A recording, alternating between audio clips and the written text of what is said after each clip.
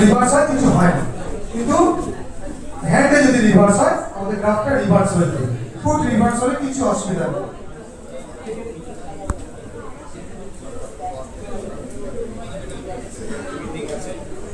আচ্ছা, পজিশনস গুলো আমি লাগিয়ে দিই, একটু বলছি তারপরে। হ্যাঁ, first we note the second intercostal space. এই যে ক্ল্যাভিকলটা আছে, ক্ল্যাভিকলের নিচে হচ্ছে second intercostal space, then third and then fourth. Actually এটা এটা আমাদের sternum, left left and right lateral sternum, left lateral sternum. মোটামুটি এটা আমাদের নিপেলের পাশেই থাকে, কাছাকাছি। তো এবারে সবসময় যে একদম পেশেন্টের গায়ে হাত দিয়ে তো আমরা দেখি না, দেখেই বসাই, তার হয়তো জামা কাপড় পরা আছে। তো ধরো এখান থেকে একটু যদি নেমে যায় তাতে কিছু অসুবিধা নেই, গ্রাফে হাফ মিলিমিটারও চেঞ্জেস আসবে না। ঠিক আছে, যে ভিত্তের প্রত্যেক জায়গায় যদি ভিত বসে যায় তাতেও খুব বেশি চেঞ্জেস হয় না। কাজে মোটামুটি এই জায়গাটাতে কাছাকাছি একটু আধটু এরকম, যে একদম পারফেক্ট জায়গা বলে কিছু হয় না, এইরকম জায়গায় কাছাকাছি বসলেই হয়। যে ফোর্থ ইন্টারকস্টাল স্পেসের তাপমাত্রা এদিক ওদিক হলে যে কিছু হয়ে যাবে এমনটা না, এটাও সবাই জানা দরকার। সবাই প্লিজ আমার কথাগুলো শোনো, সবসময় সব কথা মনে পড়ে না, আমি একটু বলছি, সেগুলো একটু খেয়াল করো। তো ফার্স্ট ইন্টারকস্টাল স্পেসে আমরা ফার্স্ট ভিওয়ানটা বসালাম। হ্যাঁ, এখানে আমরা ভি2 বসাচ্ছি কোথায়?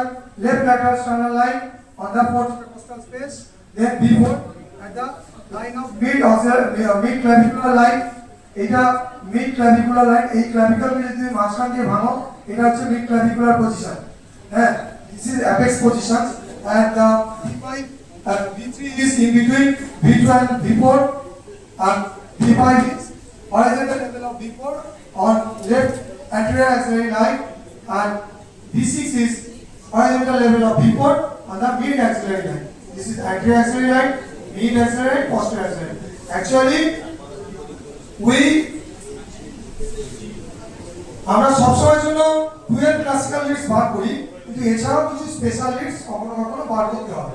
সাপোজ কারোর এটা একটু সবাই শুনবে, কারোর পস্টেরিয়র ওয়ালে ইনফেকশন আছে, তখন কিন্তু অনেক সময় পস্টেরিয়র লিডস ইউজ করতে হয়। মানে এই যে আমরা V6 এ শেষ করছি, V6 এর পরেও আরো কিছু লিডস বসাতে হয় বা বসিয়ে ওটাকে পস্টেরিয়রলি তখন করা হয়, ওটা আরো ডেফিনিট ভাবে ওটাকে ডায়াগনোসিস করার জন্য।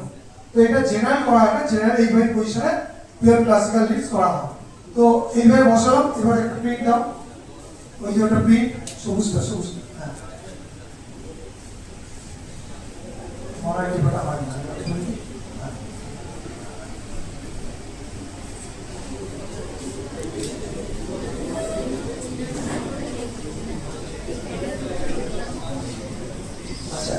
ওর একটা একটা নয়েজ মতো এসেছে এই জায়গাটা, এটা এই হাত পা নাড়ার জন্য হয়। ঠিক আছে, আমি আর একটা বার করছি, তুমি নোট একদম শান্ত হয়ে শুয়ে দেখো।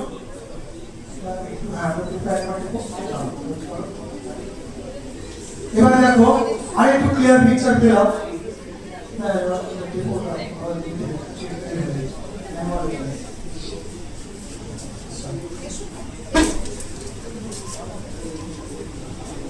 নরম না,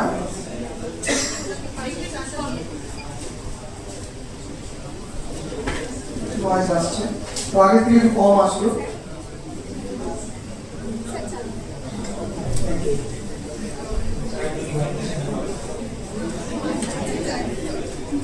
হ্যাঁ, গলাটা আমার একটু ধরে ধরে যাচ্ছে।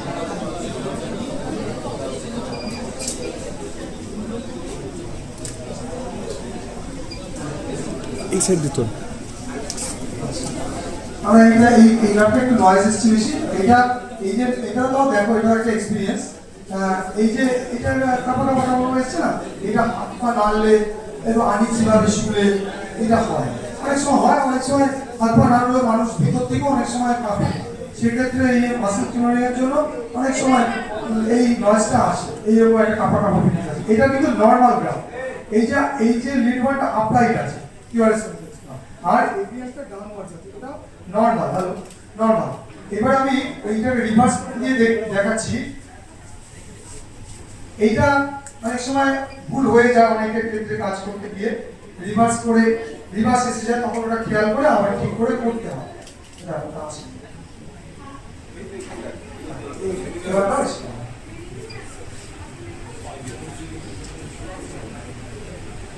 কি বেরোবো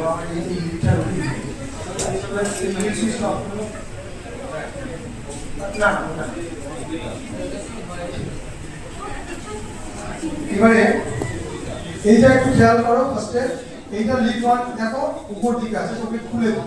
ওকে আর সুবিধা কষ্ট দিয়ে লাভ